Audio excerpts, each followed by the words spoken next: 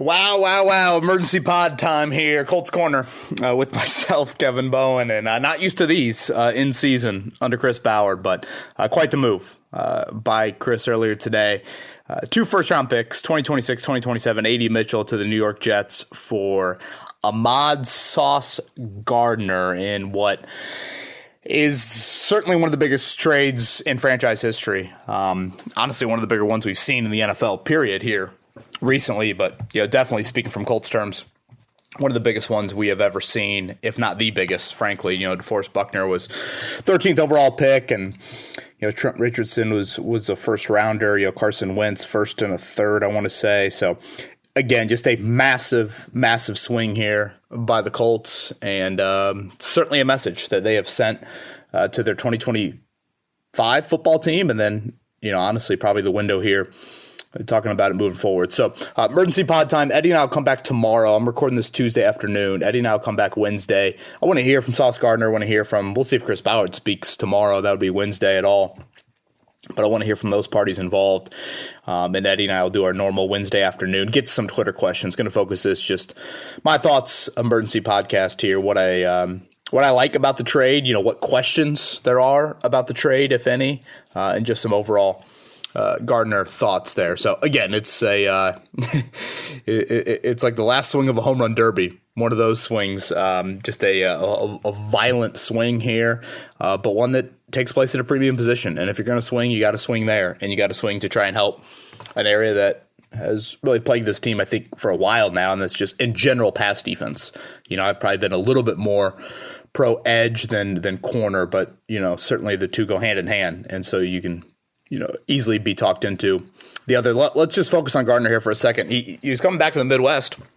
Selfishly, I already like him because he's a big golfer. Sounds like he's taking up the game here recently, and that swing already looks pretty good. But Detroit native, played at Cincinnati. Just in general, I think Alec Pierce has talked about Sauce on various occasions here over the last couple of years, and has always spoken very highly of him. The Colts, I don't think they have really any direct connections, like coaching staff wise, or he was the 4th overall pick, so it's not like you were flirting with him at all in the draft per se.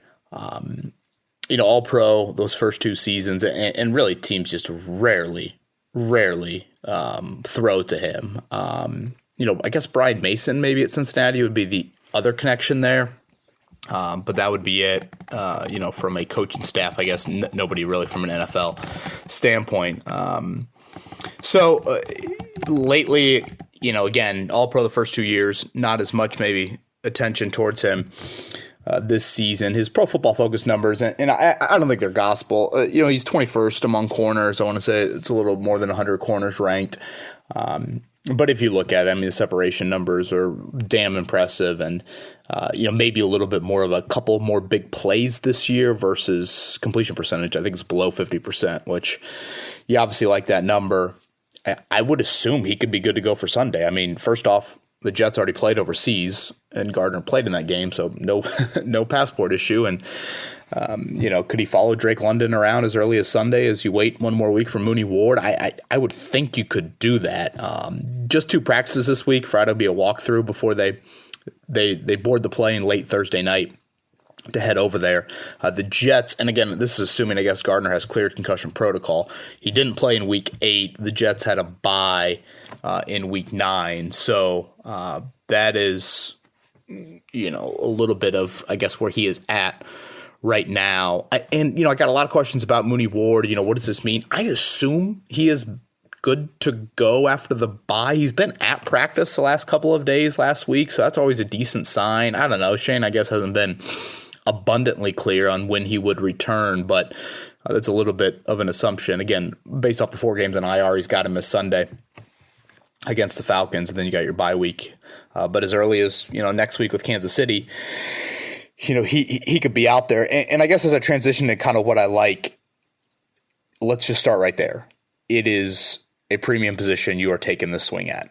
And when you think about the pass defense issues, a trio of Travaris Ward, Sauce Gardner, and Kenny Moore II is got to be viewed as the best in the league. And if you just look at the wideouts now you're about to face, Drake London on Sunday and Rashee Rice after the bye, and Nico Collins, and we'll see what Brian Thomas and Travis Hunter look like, and then you got Jackson Smith and Jigba, and then you go back into the AFC South to end the year facing Nico Collins again, and Thomas and Hunter again.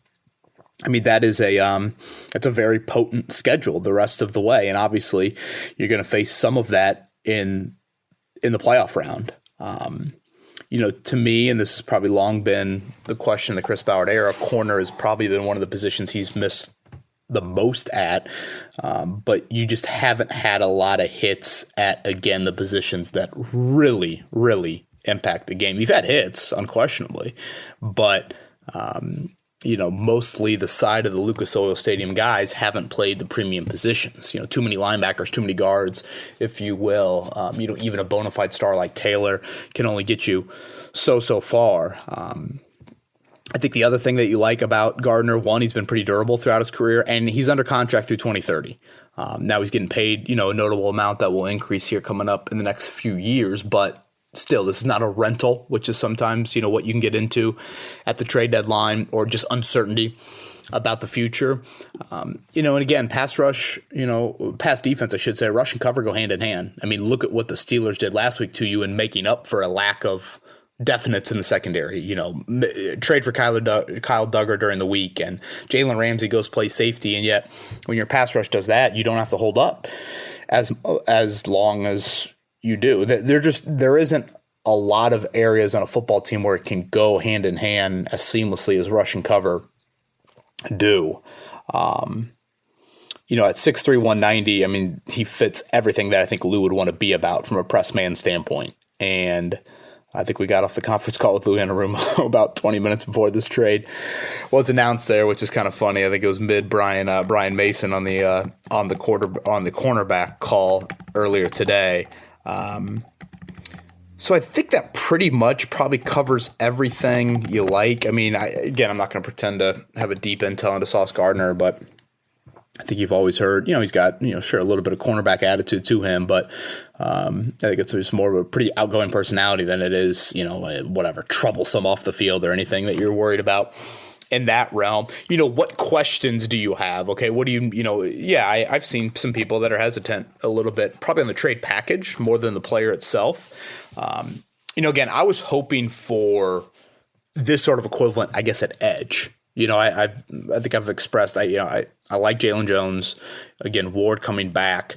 To me, if I'm going to pick one or the other, I can get talked into probably both, but if I'm going to pick one or the other, edge would be where you're going. Now, I'm recording this a little after 2 o'clock. We'll see what the edge market looks like if any of those bigger names get moved. We've kind of had a few, singles, I guess, doubles, if you want to go there on the baseball analogy. For our non-draft nerds out there, which, hell, seemingly I feel like everybody is a draft nerd that listens to the podcast, but there is no debating 2 first-round picks is a massive trade. And, if you want to throw A.D. Mitchell, just his draft selection in there, that obviously is what, top 50, I forget where he was, picked top 50 or so, top 60, something like that. There's a great benefit to having guys on rookie contracts that are impactful players. And just because Chris Ballard hasn't really hit on a ton of great first-round talent, it doesn't mean that it doesn't, undermine you. You obviously can move those first-round picks, and it can aid you in other areas, trading back, things like that. So I would say those are some things to think about. I'd say overall, your wiggle room is just a little bit more confined. So I would say just in general, again, wiggle room is a little bit more, constricted, mainly from, I would say, a quarterback standpoint. Clearly this means that Daniel Jones is going to be a part of your future. I don't know. Maybe some people didn't have any debate about that. Maybe a little bit more of the pass rush as well. Quid he paying a contract year? And where you're at, sorry, Daddy, Max Bowen it is red here. Max Bowen making an appearance on the podcast. So again, those would be some questions that you would have of just, there is a level of it is restricting you from what you can do from a future standpoint here in the next couple of years. But it certainly is opening up the window for a highly, highly invested Colts defense. I mean, you look at the first and second round picks. Color. Yeah, you do love red. I know, buddy. When you look at the first and second round picks invested on this defense, I mean, it is through the roof. When you look at that, when you add up the contracts, second, third contracts, I'd have to look closer into it, but it's got to be the most highly invested defense of any in the NFL. So what does that mean? Well, it means you got to be a better unit than you've been so far. And here moving forward, this is just a very average, frankly, defense in my opinion so far. I'm sure it's a little bit of Gus Bradley. It's like, wait a minute, I was starting torn Achilles Dallas Flowers out there at corner last year, and now this is what the room looks like here. Obviously, the Carly Ursay element. I mean, she is clearly letting Chris Ballard do his thing and push chips into the middle of the table. Is this her overall approach? Is this 7-2 is now indicating that, you can do something like this? I assume Alec Pierce will be franchise tagged, or, a deal with him. I guess you could do one or the other with him and Daniel Jones. The A.D. Mitchell element, obviously he wasn't playing, any sort of notable role for you. There's part of me that's like, hey, I would like to have seen it play out a tad longer. Again, bailing on premium position players, a year and a half into it. I'm not a huge fan of that, but, at the same time, Mitchell was obviously giving you reasons, to be hesitant on it. And, I guess when I heard Gardner's name, I don't know if I immediately thought 2 first-round picks plus a player that was drafted in the first 3 rounds. I don't know. Probably I should have jotted down like what my initial thought was, but I don't think I necessarily maybe thought that. But again, if you're going to make a swing like this, and this is one of the biggest swings this franchise has ever seen, doing it at a premium position, doing it for a 25-year-old who's under contract through 2030, there is a lot to like about that. I'm sure there are people out there. It's like, well, if you've been, complaining for differences from Chris Ballard, there's no way you can be complaining about this.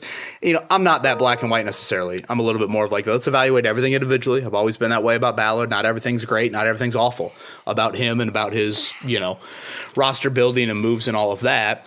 And I fully can hear people out on, again, 2 first-round picks, even if they are late first-round picks, is a huge, huge trade that you are sending out here. I guess just kind of last overall thought before Eddie and I come back tomorrow is this of, there is a different Chris Ballard we've seen here in 2025. And if you go back to the start of the offseason, the change in defensive philosophy of kind of admitting, all right, a little bit too vanilla. Whether that was Eberflus, whether that was Bradley, again, a little bit too vanilla. Let's make a change here. And then, obviously, with what you did with Cam Bynum and Travaris Ward in free agency, I mean, those are 2 big, big differences. The draft, I don't know. There's part of me that was kind of curious if Kenneth Grant would have been there at 14.